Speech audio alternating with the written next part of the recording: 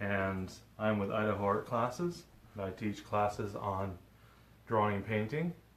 And I'm going to do a quick little demo here. A lot of times when I have students start my painting class, I have them start with a beginner's color palette. And the beginner's color palette we have here usually consists of sort of a yellow medium. It could be a cad yellow light, but a cad yellow of some sort. This is a cad yellow light, but it's a little bit more. It's a little oranger. It's a little bit closer to cadmium medium than some other paints. I also will have them use usually alizarin crimson, or this is what we call Namthal red. Also goes by Grumbacher red or Windsor red, and gives us a little bit better oranges. Alizarin crimson sometimes doesn't give us oranges as well for reasons I'm not going to go into right now. And then I have an ultramarine blue, and then I use brown and black. Now some people don't like using black. You hear all kinds of things about black that shouldn't be on the palette. People don't use it. The Impressionists didn't use it, and there's along with all kinds of other things. The fact of the matter is that black was used by many of the Impressionists, including the Post-Impressionists. Degas used it. Pissarro used it. In the earlier days of Gauguin, he used it, and Gauguin actually kept using it, as a matter of fact. And then you had Van Gogh used it as well in his earlier days, and even in some of his later days. And Manet used it, and others. And when you go back to the Renaissance, of course, in classical painting, black was almost on every person's palette. The problem with it, black gets a bad rap, is because if you don't use it right, it can be an issue. So what I'm going to talk about today, got my little cloth here to wipe my paint on, is how to use black. And like I said, the other thing that I have on here is brown. Now this is, with some beginner palettes, they'll just have the black. They'll have red, red, yellow, blue, and then black, and then white. But I include brown for a very specific reason. And I call this, again, this is basically a beginner's set of colors. And you can mix all kinds of colors with this very basic palette. You can mix thousands upon thousands of colors. And there's certain artists that have used this particular, professional artists that have used these particular colors for their entire career. And there's lots of famous artists today that will use a very similar palette where they use one yellow, one red, one blue, and depending on the person, they may or may not have black. And then some of them will have brown as well. Now this is a burnt umber. Now burnt umber is a brown that's a dark orange. And that's the reason we put it on the palette, for that particular reason.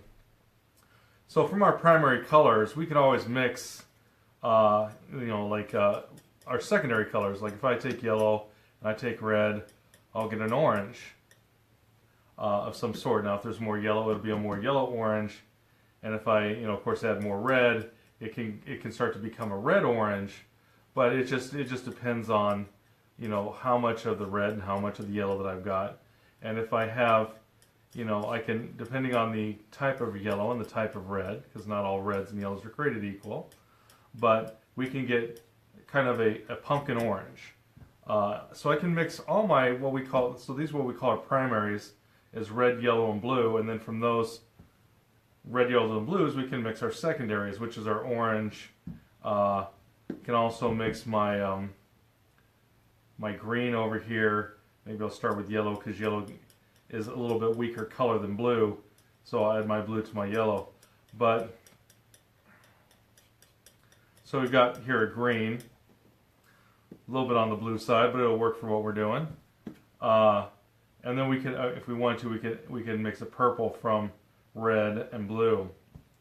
Now, again, in the beginning, we don't get into some of the really intricate things about color. That's more for as you get more comfortable with using paint.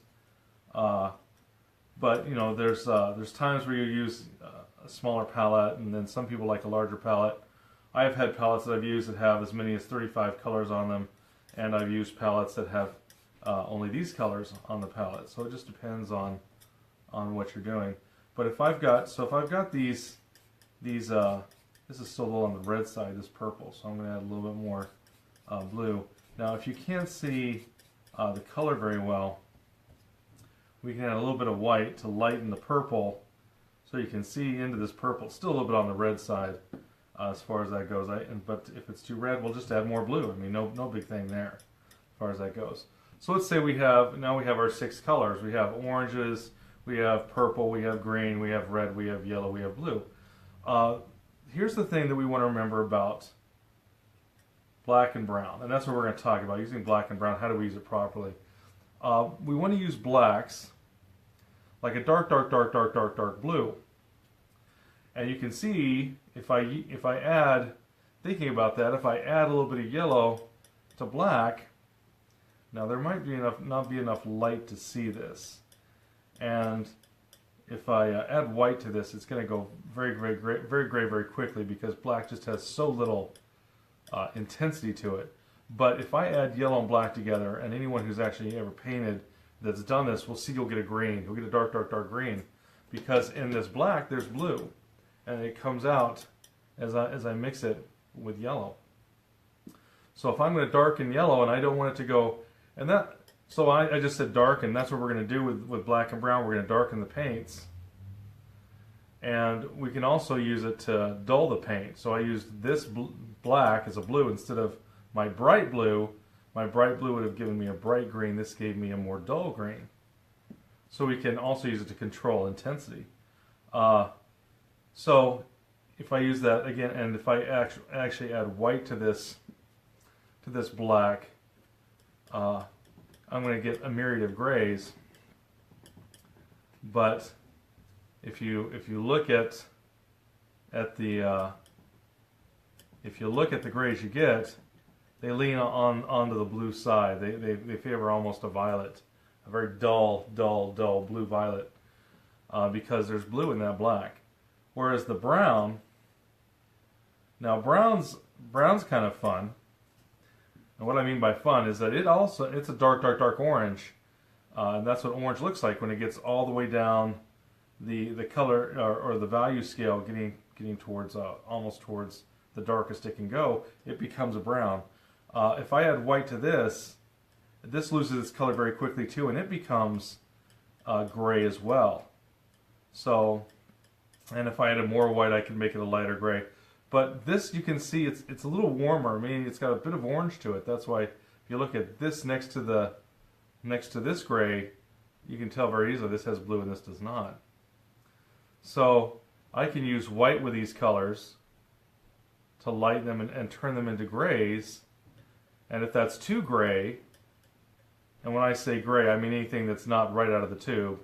So this would be a gray, this would be a gray, anything that's not, again, even if I took white and a whole bunch of white and yellow, and I made it what some people would term a pastel color, again, this is no longer as bright as it comes out of the tube, so this would also be graying, cut down the color. So what we can do with the browns is that if I need to darken red, or pardon me, if I need to darken yellow, or if I need to darken red, or if I need to darken orange, and I don't want it to shift out of that color, in other words, I want it to stay red, yellow, or orange, I can use brown, because or actually this burnt umber, because there's all kinds of browns. But this burnt umber is a dark orange. So if I mix orange into it, it will darken this orange. So that's a little, it's darker than this over here. If I keep adding, of course, this orange to it, it's going to get lighter as I add more orange to it, and it also gets more orange, but it stays in the orange family. So you can use this as a way to darken your oranges and keep them in the color family of orange. If I used black, that would be adding blue to orange, and it just would lose its orangeness because there would be blue in it. Same thing would happen with red. If I add brown to that red, again, I can darken the red as much as I like,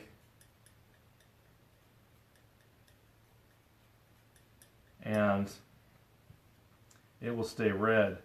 Now, this red is actually a little bit of transparency to it, because it's in what we call the Namphthol family, which means it's semi-transparent. you can see through it a little bit, and because of that, it doesn't lighten the color as much because it's semi-transparent. This is actually, I didn't explain what this red is, but this is an opaque red. This is a cadmium red as opposed to my naphthol red. And if I add my naphthol, if I add this cadmium red, which is opaque, it will lighten this color more and more and more because it's an opaque color as far as that goes. So, very cool. But anyways, this is still very, very red when I add the brown to it. And of course, if I need to lighten it from there, I could add my white or what have you.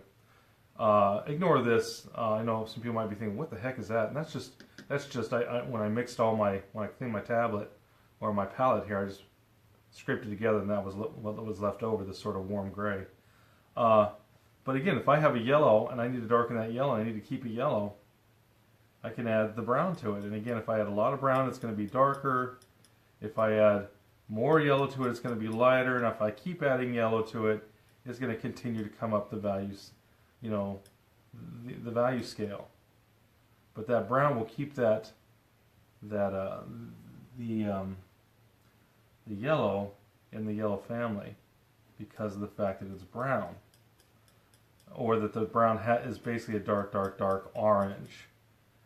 And again, if this wasn't orange enough, I could always, if I felt like it was going too green, I could just add just a tiniest scotch of orange to it to pull it from the green side and pull it back over towards the yellow side. Because yellows either start to favor green or they start to favor orange. And so if something starts to cast on the green side, I can add the oranger side to pull it back across the color wheel.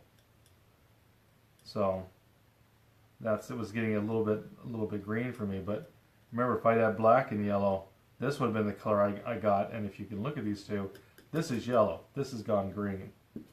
So again, I use my browns to darken my reds, my oranges, and my yellows. I can use my brown.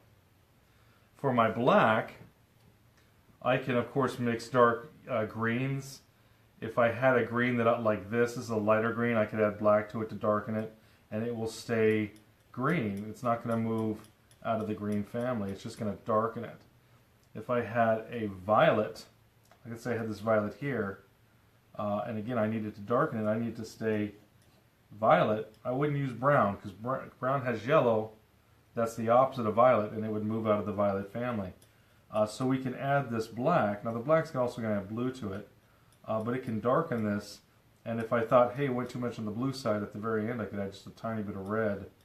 That's just going to shift the color, shift the hue a little bit. In other words, the color. It's going to shift it a little more red if it went too blue. But the idea is I can darken with this purple. I can darken this purple with the black. And I could do the same thing with my blue. My blue is already really dark, but let's say I had like a cobalt blue or even a manganese blue, one of these blues that's lighter. So I'll just take this and add a little white to it. Now normally you wouldn't do this because there's another thing that starts happening when you start adding white and black. You start getting grays. But if I take this, a little bit of this black, again I can darken this, and again it's going to stay on the bluer side. That's probably too dark to see. We'll come into here. It's also going to dull it because it's a duller blue. If it got too dull, I could add some more blue into it as far as that went. But again, it keeps it on the bluer side. If that was still too blue, again, we could add more blue to it, as far as that goes, to start to, make it a little less gray as far as that goes. So this would be gray, and this has a little bit bluer, and it might be hard to see this, so you might have to take my word for it.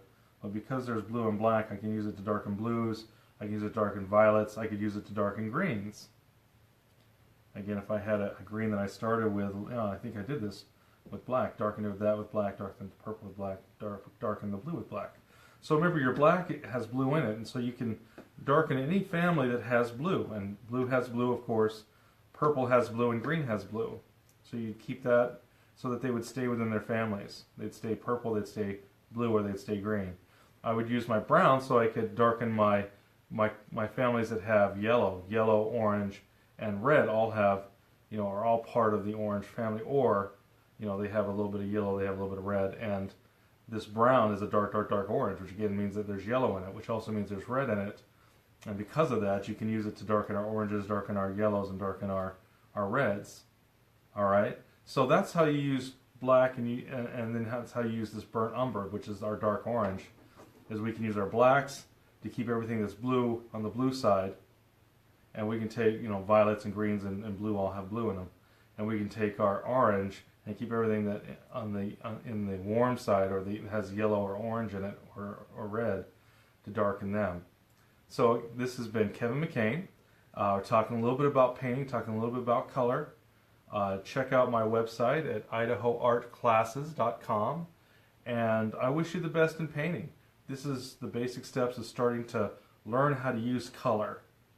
And when I was starting out, color was just so mysterious, and so I've always felt that it's very important to talk about how to work with color in an intuitive way and control it.